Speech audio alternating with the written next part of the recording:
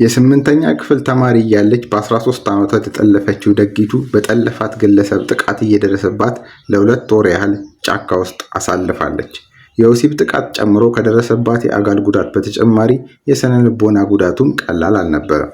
በደሉን የፈጸመባት ግለሰብ ሽማግሌዎችን ወደ ቤተሰቦቿ በመላክ እርቅ ይፈጸማል። በኋላም ወደ ቤት ይዟት ይገባል። ጉዳት ካደረሰባት ግለሰብ ጋር ትዳር እንድትመሰረት የተገደደችው ደጊቱ በኋላ ላይ ማምልጣ ህይወቷን መቀየር ችላለች። ደጊቱ ላይ የደረሰው ነገር የመጀመሪያው አይደለም። ይህ የብዙ ኢትዮጵያን ሴቶች ታሪክ ነው። ጠለፋ የሰብአዊ መብትን የሚጥስ ብቻ ሲሆን በዓለም አቀፍ ህግ ጭምር ወንጀል ነው። በዚህ ሁኔታ የተጠለፉ ሴቶች ፍትህ ከማግኘት እርቅ ማውረድ በሚል ባህላዊ መንገድ መፍትሄ በመስጠት ወደ ህግ እንዳይቀርቡ ይደረጋል። በአንዳንድ ባህላዊ ድርጊቶች ምክንያት ግን ወንጀል የፈጸሙ አንዳንድ ሰዎች ከፍትህ እያመለጡ መሆኑን የሚናገሩ አሉ። ሽማግሌዎች እርቅ አውርደዋል በሚል ወንጀል ፈጻሚዎች ወደ ህግ እንዳይቀርቡ ይደረጋል።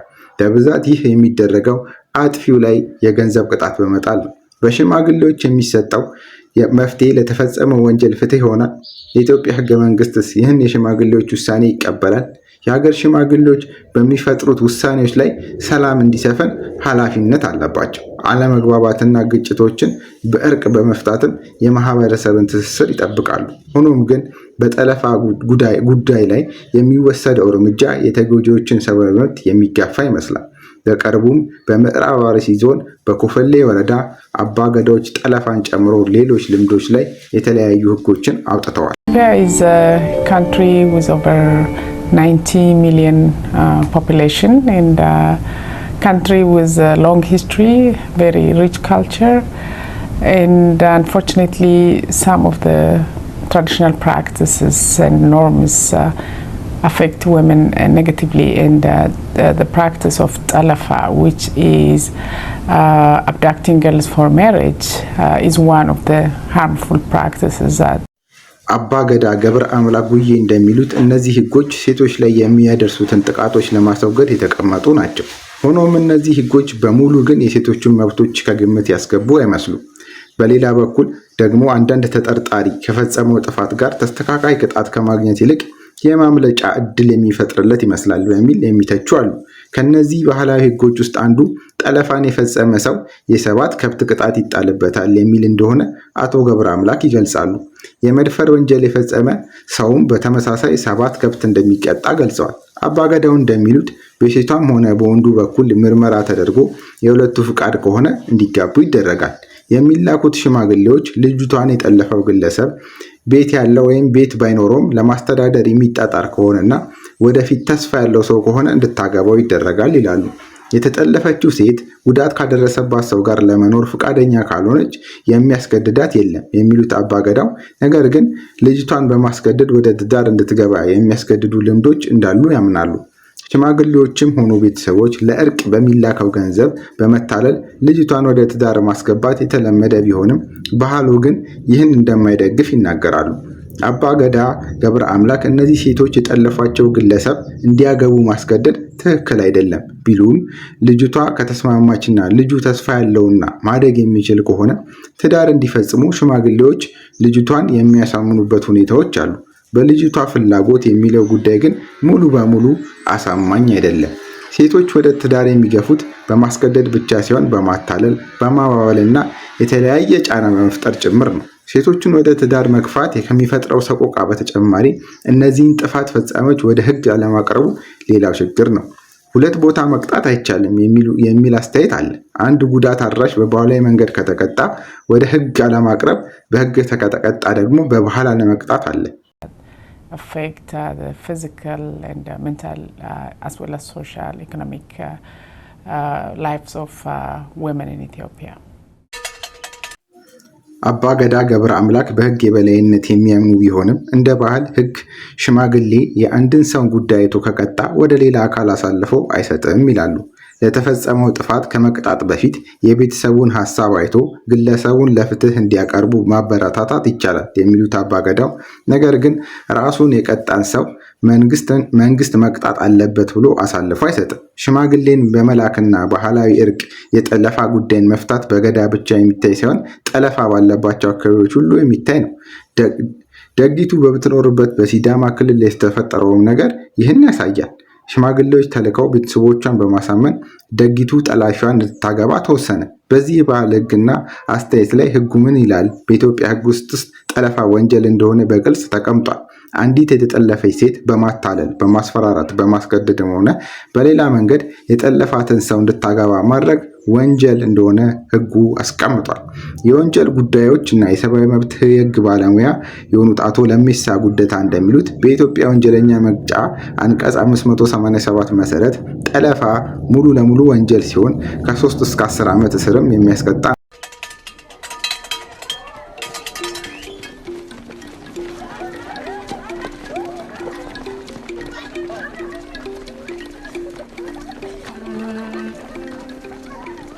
ተያይዞ መድፈር የተፈጸመ ከሆነ ደግሞ የወንጀል ሕጉ አንቀጽ 629 ከስር ያሉትን ሕጎች ተግባራዊ ይሆናሉ። ኢትዮጵያ ውስጥ የሀገሪቱን ሕግ መንግስት የሚቃረኑ ሕጎች ማውጣት አይችሉም፣ ከወጡም ተቀባይነት የላቸውም ይላል ባለሙያው። የኢትዮጵያ ለባህላዊ ሕጎች ላይ አስተምህሮት ሕገ መንግስቱ እስካልተቃረነው ድረስ እውቅና ትሰጣለች። በተጨማሪም አንድ ሰው ባህላዊ ሕጎችንና አስተምህሮችን የመቀበልና የመተው መብት አለው ይላሉ። የጠለፋ ጉዳይን አስመልክቶ የተቀመጡት የባህል ሕጎች በማህበረሰቡ መካከል እርቅ እንዲወርድ ለማድረግ ትልቅ ጥቅም እንደሚኖራቸው የሚገልጹት አቶ ለሜሳ፣ ነገር ግን ይህን የጠለፋ ወይንም የመድፈር ወንጀል የፈጸመን ሰው ይህን ያህል ከብት ክፈል ተብሎ የተወሰነበት ቅጣት ብቻ መክፈል ከወንጀል ተጠያቂነት ነፃ ሊሆን አይችልም ይላሉ።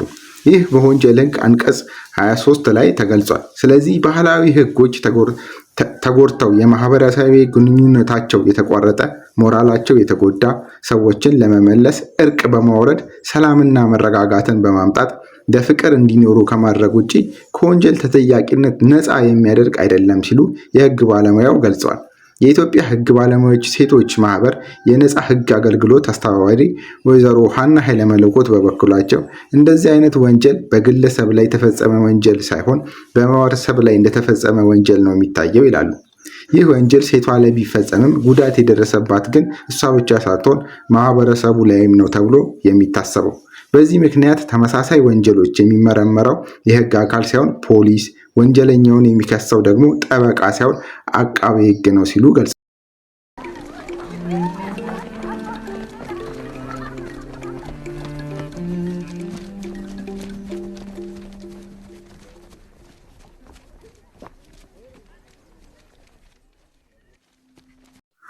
ይህን ወንጀል የፈጸመ ሰው እርቅ አውርዶ ከልጅቷ ጋር ትዳር ቢመሰረትም በወንጀል ከመጠየቅ ሊያመልጥ አይችልም ይላሉ ወይዘሮ ሀና። ጨምሮም ይህ ወንጀል የፈጸመው ግለሰብ ላይ ክስ የሚመሰረተው በተበዳይ ሳይሆን በአቃቤ ሕግ መሆኑን ተናግረዋል። ተበዳይ ይህን ሰው አልከስም ስላለች የሚቋረጥ ነገር አይሆንም። በዚህ ወንጀል ፈጻሚው ላይ አልመሰክርም ብትል እንኳ ፍርድ ቤት እሷን የማስገደድ መብት እንዳለው ባለሙያ ተናግሯል። በተለያዩ ቦታዎች ይህ ተለምዷል። ይጠልፋታል፣ ይደፍራታል። ከዚያ በኋላ ግን ከወንጀሉ ለማምለጥ ወደ ቤተሰቧ ሽማግሌ በመላክ እንድታገባ ያደርጋል ይላሉ። ይህን የሚያደርገው ከወንጀሉ ከለላ ለማግኘት ነው። ሕጉ ደግሞ ያንን ከለላ ነው ያነሳባት። የሀገራችን ሕግ ብታገባትም ከቤተሰቧም ጋር እርቅ ብታወርድ ከወንጀል ተጠያቂነት አታመልጥም እያለ ነው ሲሉ የሕጉን አካሄድ ገልጿል። በሌላ በኩል ይህን የጠለፋ ወንጀል የፈጸመ ሰው በባህል ከተቀጣ በኋላ በሕግ አይቀጣም የሚለው ባህላዊ መሪዎች ያላቸውን አቋም ስህተት እንደሆነ አቶ ለሜሳ ይናገራሉ። በዚህ ጉዳይ ላይ በባህል መቅጣቱንና ማስታረቅ ወንጀሉን ለመቀነስ ጥሩ ቢሆንም በባህላዊ መንገድ ስለተቀጣ በመደበኛው ሕግና ፍርድ ቤት በመቅረብ በሀገሪቷ በወጡ ሕጎች ዳግም አይጠየቅም ተብሎ አቋም መያዙ ሙሉ ለሙሉ ስህተት ነው ይላሉ። ወይዘሮ ሀናም እንደዚህ አይነት ክፍተት የሚታየው በፖሊሶችና በጸጥታ አካላት ዘንድ ሕጉ ምን ይላል በሚለው ላይ ይህ ግንዛቤ ችግር በመኖሩ እንደሆነ ጠቅሰዋል። ሕጉ በዚህ ወንጀል ጉዳይ ላይ በዝርዝር ተቀምጧል። በጉዳዩ ላይ ግን ግንዛቤ መፈጠር አለበት ብለዋል።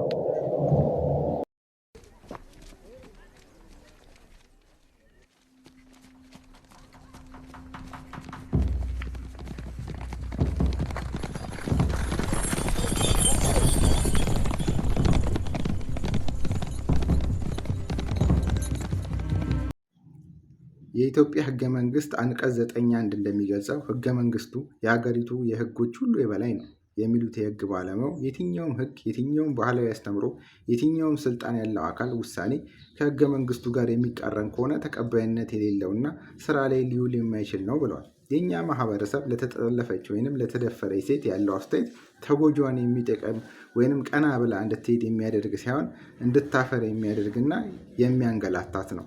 ከጎጂ በላይ የተጎዳችው ላይ ነው ጫና የሚያርፈው። በዚህ ምክንያት የደፈራት ሰው ካገባት እንጂ ሌላ ወንድ አያገባትም በሚል አስተያየት ይህችን ሴት አካላዊና ስነ ልቦናዊ ጉዳት እያደረሰባትን ግለሰብ እንድታገባ ትገደዳለች። ባህላዊ ሽማግሌዎች ልጅቷን ከእፍረት ለማዳን የሚልና ሌሎች ምክንያቶችን በማቅረብ የጠለፋትን ሰው እንድታገባ ሀሳብ ያቀርባሉ። የጠለፋት ወንጀል የተፈጸመባቸው ሴቶች ጉዳት የፈጸመባቸውን ሰው ለማግባት ይስማማሉ የሚለው ጉዳይ በሰፊው ጥናት እንደሚፈልግ ወይዘሮ ሀና ይናገራሉ። ሆኖም በስራቸው አጋጣሚ ከተመለከቱት ተነስተው አብዛኞቹ ሴቶች ይህን ውሳኔ የሚቀበሉት በማህበረሰቡ ግፊት ነው። ጠለፋን ጨምሮ በሌሎች ጾታዊ ጥቃቶች ላይም ጉዳት ካደረሰው በላይ መገለሉ የሚበዛው ጉዳት የደረሰባቸው ላይ ነው ብለዋል። ከጠለፋት ሰው ወጥታ ወደ ማህበረሰቡ ስትመለስ የማህበረሰቡ አቀባበል እንዴት ነው? በኋላስ ትዳር የመመስረት እድል ምን ያህል ነው?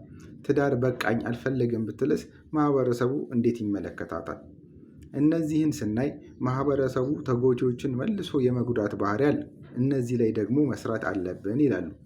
ስለዚህ ሴቶች መገለልና በተጨማሪም የሚደርስባቸውን ጥቃት ለመሸሽ በሚል የማይፈልጉትን ውሳኔ ለመወሰን ይገደዳሉ ይላሉ። የሚደርስባቸው ጫና በመፍራት የቤተሰባቸውን ስምና ክብር ለመጠበቅ እንዲሁም ወደፊት እድላቸውን ስለሚያሰጋቸው የጠለፋቸውንና የደፈራቸውን ለማግባት ይገደዳሉ። ጠላፊዋን እንድታገባ በአገር ሽማግሌዎች የቀረበውን እርቅ የደጊቱ ቤተሰቦች ተቀብሏል። በውሳኔው ያልተደሰችው ደጊቱ ግን ከጠላፊዋ አምልጣ የራሷን መንገድ ተከትላለች። ይህ ደግሞ ብዙ መዘዝ አስከትሏል። ደጊቱን ከቀየዋ እንድትሰደድ የወላጆቿ ትዳርና እንዲፈርስና እናቷ በደረሰባቸው ጫና የአእምሮ ታማሚ ለመሆን በቅቷል። ደጊቱ ሶስተኛ እህቷን ከጠለፋ ብታስመልጥም ሁለተኛ እህቷ ተጠልፋ ለማግባት ተገዳለች።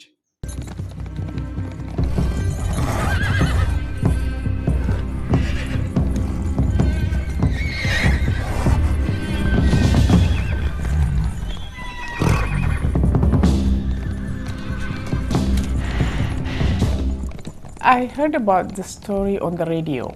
I was in a car with a driver, and we were listening to a radio, and there was a media coverage about a 14 years old